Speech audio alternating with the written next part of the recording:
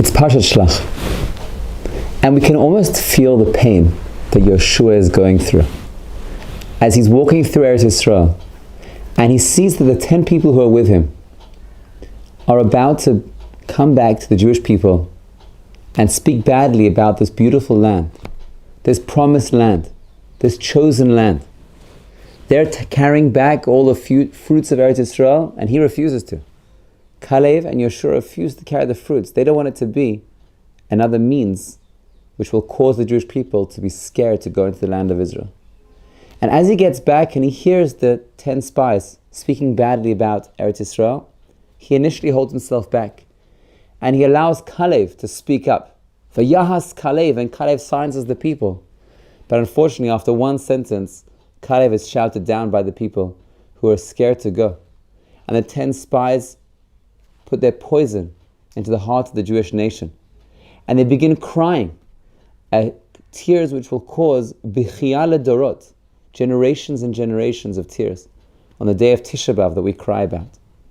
But Yeshua and Kalev make a second attempt. And they tear their clothing. And they say to all of the Jewish people, Ha'aretz asher avarnu ba'al tzurota tova ha'aretz me'od me'od. We've been there, we've seen it. It's a good land. If Hashem wants us to conquer, we'll see that it's an Eretz Zavat Chalav U'Devash. Just don't rebel against Hashem. Don't be scared of the people. Ki lachmeinu hem. We can conquer them. Is this speech going to work? Will this speech penetrate the heart of the Jews the second time? Is Yeshua going to be successful? Alas. V'yomru kol eidah lirgom otam ba'avanim. Not only was it not successful, but Yeshua was almost killed. Until HaKadosh Baruch Hu b'chvodo v'atzmo had to come down and save them. U'kvod Hashem nireh be'ohel moed. Rashi says that the Anan came down and it protected Kalev and Yeshua. So you can see that from Yeshua's perspective, sending spies was a big mistake. They would have just gone in and conquered the Canaanites. But because of the message the spies brought back, it all went horribly wrong. And then we turn to our Haftarah. One of the first things Yeshua does as he takes the leadership after Moshe Rabbeinu is to send spies into the land of Israel. That's how the Haftarah opens. Yeshua Perek Bet, V'yishlach Yeshua benun min hashitim shnaim anashim meraglim cheresh. And he tells them to go, Re'u et haaretz ve'et Yericho. What was he doing? What was Yeshua thinking? After he's seen how sending spies into Eretz Yisrael set them back 40 years was the cause of not being able to immediately come in and build the Beis HaMikdash. The first thing Yeshua does is to repeat that same mistake. Or maybe there's a difference between the spies that Moshe sent and the spies that Yeshua was sending. The Malbim in Sefer Yeshua, he says there are 5 differences between the spies that were sent initially by Moshe and the spies that Yeshua sent. And really the core of all those 5 elements you can summarize in one sentence. It's not about if, it's about how. When you know that something is the right thing to do, and it's clear to you that's the will of Hashem, and you start debating it and doubting it, maybe I should, maybe I shouldn't, how's it going to work? That very suffix in and of itself causes a distance between us and Hashem. Hashem doesn't have room for us when we're full of doubts.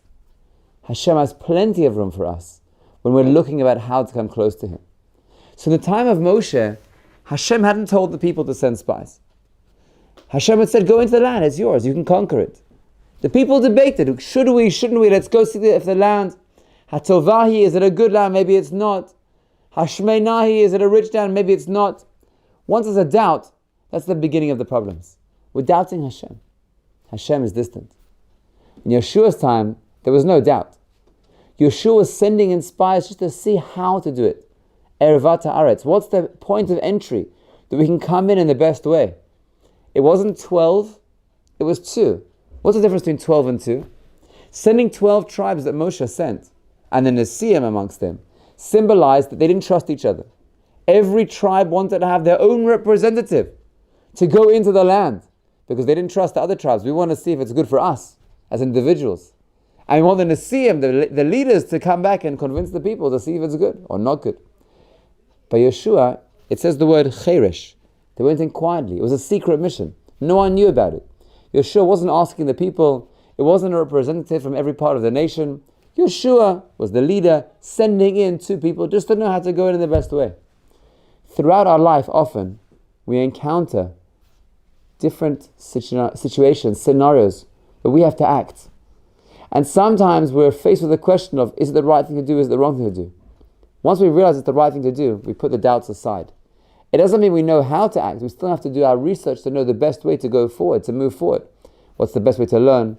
What's the best way to daven? What's the best way to do chesed? But there's no debate in our mind that we have to learn, that we have to daven, that we have to do chesed. So the spies that Yeshua sent were spies who were filled with a sense of mission. We are entering the land. We're determined to conquer the land. We're determined to do the will of Hashem. How to do it, we still have to discover. But that we're doing it, we're certain about. We love Hashem. We're accepting the mission to do the will of Hashem. And Hashem will help us and guide us to every step of our lives. Have a wonderful Shabbos.